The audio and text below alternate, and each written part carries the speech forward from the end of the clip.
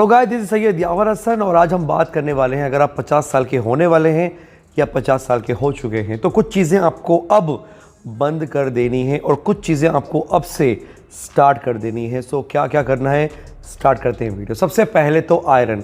आपकी बॉडी में अगर आयरन की मात्रा बढ़ जाती है तो उसे कम करने का कोई भी तरीका नहीं है।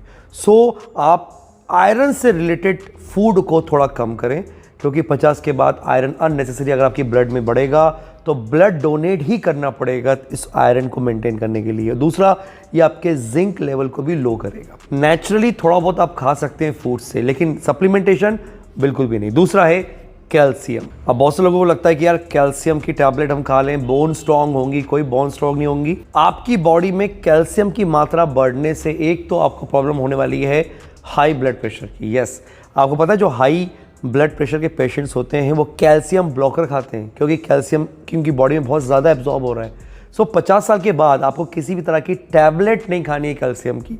नेचुरली जो भी फूड से मिल रहा है वो सफिशिएंट है, लेकिन टैबलेट नहीं खानी। और उससे सिर्फ हाई ब्लड प्रेशर ही नहीं, एक तो आर्टरीज में भी प्रॉब्लम है, जमा होगा वहाँ पर, और दूसरा है आपकी किडनी पर भी इफेक्ट करेगा। तीसरा, विटामिन ए।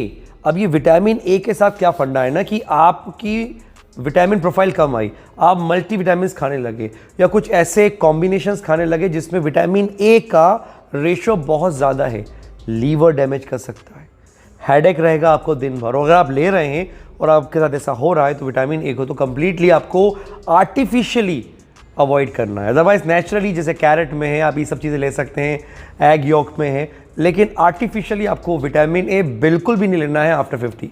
अब यहाँ पे बात करते हैं कि 50 के बाद आप क्या क्या सप्लीमेंटेशन से भी ले सकते हैं। नेचुरल तो लेना ही है, वो है सबसे पहले विटामिन सी। यस, आपको पता है विटामिन सी के कंजप्शन से कैंसर से भी अपने आप को आप सेव कर सकते हो। जो भी आपकी बॉडी में कुछ एलर्जीज रहती हैं उसको भी काफ़ी हद तक कंट्रोल करता है विटामिन सी। तो विटामिन सी आपको 50 के बाद ज़रूर लेना है। 500 mg आप टैबलेट के फॉर्म में ले सकते हैं, और जो नेचुरल सोर्सेज हैं वो तो है ही।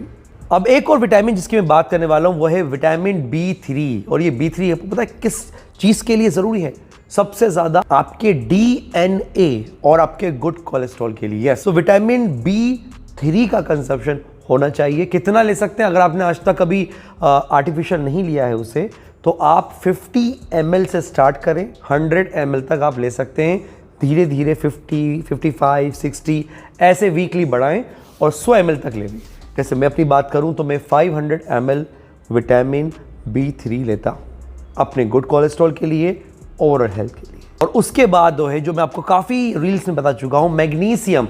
भाई किससे चाहिए मैग्नीशियम? सबसे इंपॉर्टेंट, बेटर स्लीप। सोगे तो अच्छी रिकवरी होगी। दूसरा है मैग्नीशियम कोलेस्ट्रॉल को बहुत अच्छी तरीके से कंट्रोल करके रखता है। और तीसरा, ये जो एक्सेस कैल्शियम आपकी बॉडी में बन जाता है उसको भी कंट्रोल करने का काम मैग्नीशियम करता है। तो मैग्नीशियम ज़रूर लें आप। पहले आप उसको आउटसोर्स लें, सप्लीमेंटेशन अवेलेबल है मैग्नीशियम के बहुत सारे। इवन अगर आपको ब्लड प्रेशर की प्रॉब्लम है या फिर आपकी रिकवरी, आप एक्सरसाइज करते हैं रिकवरी नहीं हो रही, सोरनेस से दर्द रहता है, तो ब्लड प्रेशर के लिए भी बहुत अच्छा है मैग्नीशियम, और मसल सोरनेस के लिए भी वो रिकवर करेगा आपकी बॉडी को बहुत जल्दी। अब एक और विटामिन जो आपको लेना चाहिए आफ्टर 50 वो है डी। यस, विटामिन डी कितना लेना चाहिए? 10,000 इंटरनेशनल यूनिट। बहुत से लोग बोलते हैं सर 10,000 इंटरनेशनल यूनिट 50 साल की उम्र में बहुत ज़्यादा तो नहीं है। अगर आप धूप में बाहर निकल जाते हैं और 20-30 मिनट 40 मिनट धूप में बिता लेते हैं तो आपको 20,000 IU मिलेगा। तो अब कहाँ से इसको आप ज़्यादा बोल सकते हो? सो विटामिन डी डॉक्टर से प्रिस्क्राइब करवाएं। 10,000 मिनिमम IU आपकी ज़रूरत है बॉडी की।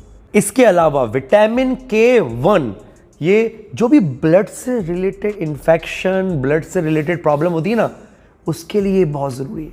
So vitamin K1 leafy vegetables खाया करें, मिल जाएगा विटामिन K1। और एक विटामिन और ऐड करूंगा मैं, वो है K2। सो K1 K2 का कॉम्बिनेशन ले लें, मल्टीपल सोर्सेज। अच्छा, K2 का फायदा क्या है ना, माइटोकॉन्ड्रिया को ये सपोर्ट करता है। माइटोकॉन्ड्रिया आपका पावर हाउस है।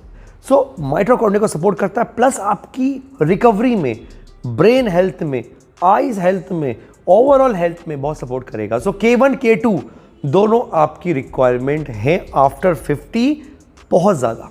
सो ये जो भी चीज़ें मैंने आपको बताई, आप इसके रेशो को गूगल पे चेक कर सकते हैं कि किस एज में किस वेट पर कितनी रिक्वायरमेंट है, आपको सब कुछ मिल जाएगा। ये जो वीडियो है ये अपने फैमिली मेम्बर्स के साथ जो 50 प्लस हो चुके हैं उनके साथ शेयर करें, ताकि अभी जो उनकी जो सेकेंड इनिंग स्टार्ट हुई है वो बहुत अच्छी हो। Thank you so much.